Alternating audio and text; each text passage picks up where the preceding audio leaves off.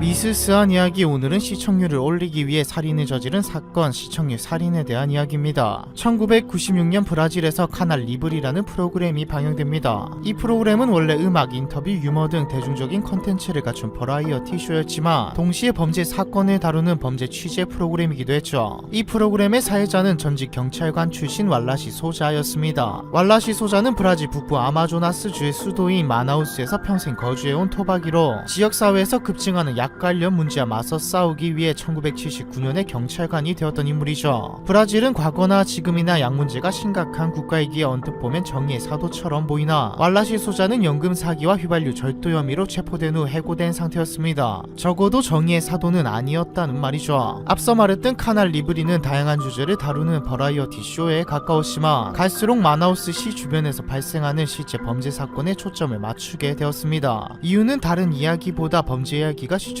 더 잘 나왔기 때문이죠. 마나우스는 치안 상태가 매우 불안한 나라인 브라질 안에서도 문제가 많은 도시였습니다. 갱들은 밀매 혹은 사람을 죽이는 강력 범죄를 밥 먹듯이 저질렀죠. 왈라시 소자가 인기를 얻게 된 것은 발로 뛰면서부터였습니다. 왈라시 소자는 앉아서 이렇다 저렇다 말만 하는 게 아닌 직접 운전하여 범죄 현장에 나가 취재하는 적극적이고 용감한 모습을 보여줬죠. 현장에 나가는 것은 정말 총을 맞을 수도 있는 혹은 갱들의 표적이 될 수도 있는 위험한 짓이었거든요. 시청자들은 이런 왈라시 소자와 그를 통해서 보여지는 생생한 범죄 현장에 흥미를 느꼈습니다. 프로그램은 날이 갈수록 인기를 끌게 되어 결국 마나우스에서 가장 인기 있는 쇼가 되었죠. 사람들의 인기를 얻게 된 카날 리브리와 왈라시 소자는 점점 더 파격적인 행보를 이어갔습니다. 범죄자를 추적하여 경찰과 함께 급습하거나 날 것의 범죄 현장을 방문하여 생생하게 취재하기 시작했죠. 보는 사람이 이거 정말 괜찮은 거야 라는 말이 나올 정도로 왈라시 소자는 적극적이었습니다. 총격 사건에도 뛰어들어 죽을 뻔하기도 했고 갱단에게 경고를 날리기도 했죠. 범죄자를 치료하는 유일한 방법은 총알이라고 말하기도 했습니다. 엄청나게 과격한 발언이죠. 범죄가 브라질만큼 심하지 않은 한국에서도 이 정도 행보를 보인다면 분명 팬들이 생길 겁니다. 거침없이 솔직한 발언과 입담, 강인하고 카리스마 넘치는 태도와 피해자들을 돕는 모습은 수많은 팬을 만들었죠. 범죄 현장에 시체가 있다면 그 시체까지 그대로 공개할 만큼 자극적이고 아슬아슬한 방송이었으나 그만큼 시청자들의 반응은 뜨거웠습니다. 왈라시 소자가 범죄자를 추적하거나 사건 현장을 취재할 수 있었던 것은 앞에서 말했듯 그가 전직 경찰이었기 때문입니다. 비록 해고됐긴 했어도 경찰로서 근무할 당시 쌓아둔 인맥이 있었기 때문에 가장 먼저 사건 현장과 체포 현장에 가 있을 수 있었던 것이죠. 카날 리브리의 인기가 뜨거워지면서 왈라시 소자의 인기는 단순한 진행자를 넘어서기 시작했습니다. 단숨에 브라질의 국민 MC 자리를 꿰차고 정치에까지 입문하게 되었죠. 1998년 브라질 자유당을 통해 주의회 의원으로 처음 선출되었고 2000년에는 아마조나스 입법부의 의원으로 선출되고 2002년에 재선되었습니다. 2003년 국회의원까지 되죠. 왈라시 소자는 역사상 가장 많은 표를 받은 당선자가 되었을 만큼 당시 소자의 인기는 상상을 초월했습니다. 정계에 진출한 소자는 부패한 정치인들에 대한 비판도 서슴지 않았기 때문에 기존 정치인들에게 미움을 받기도 했지만 그럴수록 민심을 얻을 수 있었죠. 소자는 마침내 보안부 장관 자리에까지 오르게 됩니다. 더 이상 이게 범죄 취재 프로그램 MC가 아닌 합법적 권력까지 취득한 보안부 장관으로서 범죄 소탕을 꿈꿀 수 있게 된 것이죠. 비리 경찰에서 보안부 장관까지 올라온 소자에게는 별명이 붙었습니다. 국민의 소자, 위험을 무릅쓰고 용감하고 단호하게 범죄와 맞서 싸우는 마나우스의 영웅, 온갖 칭호들이 붙었죠. 2009년 8월까지는 말입니다. 2009년 8월 왈라시 소자가 카날 리브리의 시청률을 높이기 위해 일부러 살인을 지시했다는 폭로가 나오면서 브라질은 발칵 뒤집히게 됩니다. 이 폭로를 한 사람은 전직 경찰이자 불법 약딜러 모아시르 조르지라는 남자인데 그는 왈라시 소자가 앞에서는 범죄자를 비난하고 있지만 뒤에서는 범죄 조직을 운영하는 범죄 집단 보스이며 자신은 그의 지시에 따라 범죄를 저질렀다. 왈라시 소자는 카날 리브리의 시청률을 높이기 위해 암살자를 고용해 일부러 5명을 살해했다고 말합니다. 브라질 범죄를 감소시킬 영웅이라는 기대를 받았던 사람이 범죄 조직의 보스라니 이 폭로로 인해 브라질 사회는 큰 혼란에 빠지죠. 왈라시 소자의 반응은 어땠을까요? 당연한 말이지만 모아시르 조르지라는 남자를 자신은 모른다며 강력히 반박했습니다. 모든 폭로는 명명백백한 거짓이며 정치적 박해라고 주장했죠. 그러자 모아시르 조르지는 매번 범죄 현장에 가장 먼저 도착할 수 있었던 것은 소자가 지시한 범죄들이었기 때문이라고 주장했습니다. 사람들은 듣다 보니 꽤 설득력 있다고 생각했죠. 점점 사람들은 폭로자의 말을 믿기 시작했습니다. 그렇게 영웅은 한순간에 준범죄자 취급을 받게 되죠. 결정적으로 방송사의 한 장의 사진이 우편으로 도착하면서 사람들은 왈라시 소자에게 등을 돌리기 시작합니다. 이 사진은 왈라시 소자가 모아시르 조르지와 함께 수영장 수영장에서 앉아있는 사진이었죠. 이 사진으로 인해 시민들은 물론이고 경찰도 소자를 의심하기 시작합니다. 사실 왈라시 소자에겐 정말 의심스러운 부분이 많았죠. 수차례 경찰보다 먼저 범죄 현장에 도착했다는 점도 이상했고 경찰조차도 입수하기 힘든 정보를 얻어냈다는 점도 이상했으니까요. 이때까지는 인맥 덕분이었다고 생각했지만 아니 경찰보다 빨리 도착하는 게 가능한가라는 생각을 하게 된 것이죠. 한 번은 방송에서 불에 탄 시체에서 연기가 피어오르는 사건 현장을 취재한 적이 있는데 왈라시 소자는 시체를 보며 휘발유에 의해 산채로 불에 탄 남성의 시체라고 말했습니다. 부검도 조사도 없이 시체만 보고서는 바로 알기가 힘든 사항이죠. 결국 왈라시 소자는 기소되고 맙니다. 왈라시 소자는 혐의에서 벗어날 수 없다고 생각해 도주했지만 이내 경찰에 자수했죠. 하지만 범죄 혐의만은 끝까지 부인했습니다. 왈라시 소자는 나도 약과 범죄 때문에 가족을 잃어본 경험이 있는 사람인데 그런 내가 범죄 조직의 보스라니 말도 안 되는 소리다. 이 모든 것은 자신을 비방하려는 경쟁자들의 정치적 박해이며 내가 범죄 조직의 보스라는 말을 뒷받침할 증거가 없다고 말했죠. 하지만 소자는 유명세를 탄 만큼 그의 추락을 바라는 착한 척 위선을 떤다며 안 좋게 보는 사람이 많았습니다. 특히 경찰 입장에서 방송 MC가 자신들보다 더 추앙받는 것은 정말 치를 떨 일이었죠. 정치인들 입장에서도 마음에 안 들었고요. 경찰은 왈라시 소자가 암살자에게 살인을 명령한 다음 마치 누군가로부터 정보를 입수한 척 프로그램 제작진에게 사건 현장에 대해 알렸다고 결론 지어버립니다. 왈라시 소자는 처음부터 끝까지 억울함을 호소했지만 결국 유죄를 선고받죠. 그리고 2010년 3월 18일 갑작스레 복수가 차면서 건강이 악화되어 병원에 입원하게 됩니다. 수술을 받았으나 회복되지 못했고 결국 재판 결과가 나오기도 전에 세상을 떠나고 말죠. 극도의 스트레스로 인한 건강 악화가 큰 원인이었습니다. 소자가 죽고 재판 결과 왈라시 소자와 함께 공범으로 지목된 사람 중 2사람은 무죄가 나오죠. 하지만 왈라시 소자의 아들은 유죄 판결을 받고 살인 혐의로 9년형을 선고받습니다. 여기까지만 보면 왈라시 소자는 인기를 끌기 위해 살인까지 사주한 사이코패스처럼 보이죠. 그런데 갑자기 또 예상치 못한 일이 벌어집니다. 왈라시 소자를 폭로한 모아시르가 법정에서 자신의 증언이 사실은 위증이었다라고 말한 것이죠. 모아시르는 자신은 경찰과 장관의 협박과 회유 때문에 왈라시 소자를 고발한 것이다. 함께 찍은 사진은 그냥 왈라시 소자의 아들이 다니던 체육관 파티에서 우연히 만나 아무 생각 없이 같이 찍은 사진이라 밝혔습니다. 한마디로 왈라시 소자는 범죄 조직 보스가 아니었다는 말이었죠. 모아시르는 감옥에 수감되게 되는데 얼마 안 가 산채로 불에 타 죽게 되었습니다. 교도소에 새로 들어온 경쟁 상대 조직의 조직원이 모아시르의 독방에 불을 질렀거든요. 그렇다면 결국 진실은 무엇일까요? 왈라시 소자는 범죄 조직 보스로 있으면서 자신의 힘과 지위를 이용해 시청률이 높이려 한 사이코패스 범죄자일까요? 아니면 정말로 정치 박해를 받은 무고한 희생자일까요? 정답은 알 수 없다입니다. 이미 왈라시 소자와 모아시르는 세상을 떠나고 없으니까요. 이 사건을 다룬 넷플릭스 다큐멘터리 시청률 살인에서도 사건의 진상을 밝히지 못한 채 의문만 남기고 프로그램을 마무리 지었죠. 왈라시 소자 측은 여전히 왈라시 소자는 결백함을 주장하고 있습니다. 풍족하지 못한 생활을 해왔고 무엇보다 경찰과 검찰 측에서 내세운 증거들 중에 왈라시 소자가 범인이라는 직접적이고 결정적인 증거는 없었으니까요. 하지만 왈라시 소자가 범인이라고 생각하는 사람들도 꽤 많이 존재합니다. 경찰보다 빨리 범죄 현장에 도착하고 현장의 모든 상황을 파악하고 있었다는 점은 풀리지 않는 부분이니까요. 시청률 살인에 대한 이야기 이번 편은 여기까지입니다.